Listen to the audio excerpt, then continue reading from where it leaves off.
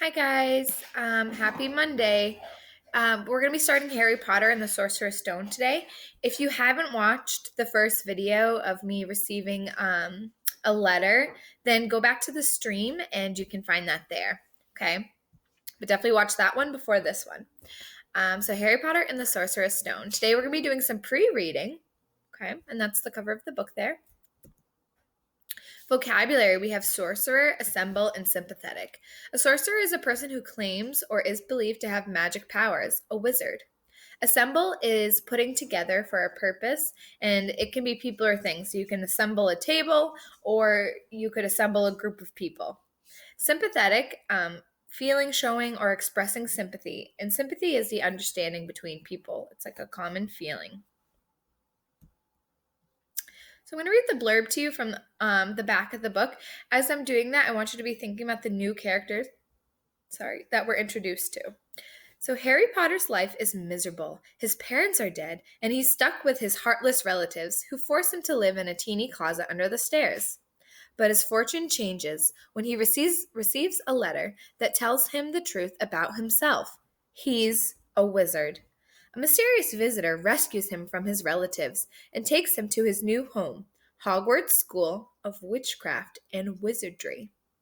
After a lifetime of bottling up his magical powers, Harry finally feels like a normal kid. But even within the wizarding community, he is special. He is the boy who lived, the only person to have ever survived a killing curse inflicted by the evil Lord Voldemort, who launched a brutal takeover of the wizarding world, only to vanish after failing to kill Harry. Though Harry's first year at Hogwarts is the best of his life, not everything is perfect. There's a dangerous secret object hidden within the castle walls, and Harry believes it's his responsibility to prevent it from falling into evil hands. But doing so will bring him into contact with forces more terrifying than he ever could have imagined. Full of sympathetic characters, wily imaginative situations, and countless exciting details, the first installment in the series assembles an unforgettable, magical world and sets the stage for many high stakes adventures to come. Okay, so at the end, it was talking about the first installment in the series. So, yes, this is a series of books, and we're reading the first one. So, this is his first year at Hogwarts. The author is J.K. Rowling, and some quick facts about her. She was a single mom on welfare, so that means she took care of her child by herself. She didn't have very much support, and then when she says she was on welfare, that means that she maybe was struggling financially and was getting support to take care of her son. Harry Potter came to her the idea while she was on a train, and she was rejected by 12 publishers before she was published. And she also invented the sport of Quidditch, which we'll learn about as we read. And she was the first billionaire author. And she says, anything is possible if you've got enough nerve. And that's what she looks like right there.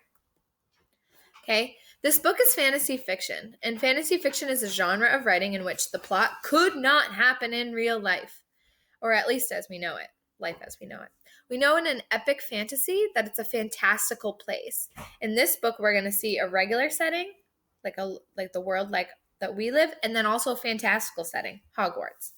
The characters are going to be fictional, but they can also be fantastical, which means they could never be real. The main character is going to change over time, just like in realistic fiction. And the most important element is the character. Okay, readers will think about how does the main character change over time? How does the main character overcome challenges? And what are the main character's beliefs about right and wrong? And that's going to be really important in this book. Okay, so we learned about a couple characters in the blurb. We have Harry Potter, who's our main character, our protagonist. We have Lord Voldemort, who is our antagonist. It said that he was evil. We heard that in the blurb. And then these are his awful relatives, the Dursleys, which are also antagonists. They're not the main antagonists, but they are antagonists.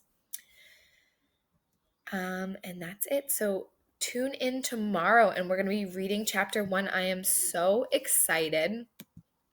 Yeah. So make sure that you tune in tomorrow for chapter